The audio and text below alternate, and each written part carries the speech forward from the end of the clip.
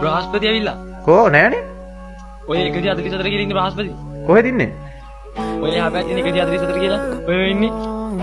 144 කියලා සිරාවට? ඔව් ඒ බ්‍රහස්පති රික් එකයි.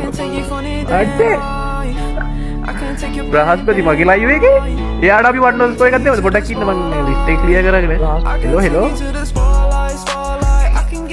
හෙලෝ ඔයා රියල් බ්‍රහස්පතිද? ඔව්. සිරාවටම? අඩේ. අපි වට්නොස් කො එකක් ගහමුද නේද? ගහමු. පහට එකයි. වයි බං අඩේ. බ්‍රහස්පති මොකද වෙලා තියෙන්නේ කොල්ලට? ගහගන්න බැරිද? අඩේ.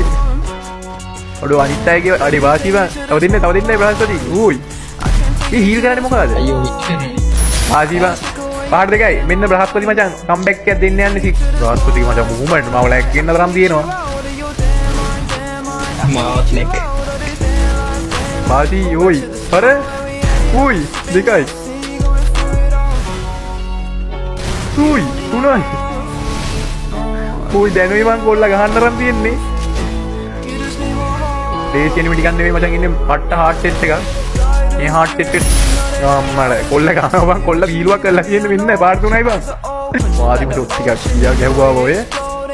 ඕයි අත ළඟ බං. ලයිව් එක පිස්සුවක් කරන්න ඇවිල්ලා මචං. අඩෝ මගේ ලයිව් එකට බ්‍රහස්පති ආවා කියන්නේ අඩේ. දහන් ගොනේ. ඕයි තව එක ලයිව් එකට ආවා කියන්නේ ඉතින් එහෙම ගස්සන්න ඕනේ. මෙයා ගහලා මචං මෙයාගේ ප්ලේන් පෙන්නලා මෙයා යයි. මට එහෙම මේ කට්ටියව ගෙන්නන්න ඕනේ නැහැ. අත්වශයෙන් කිව්වොත්. ඕයි අත්ත ළඟ චොට් දෙකක් මචං. වාජි තව දෙන්නයි බ්‍රා. ඕයි කී ෂොට් එක බං.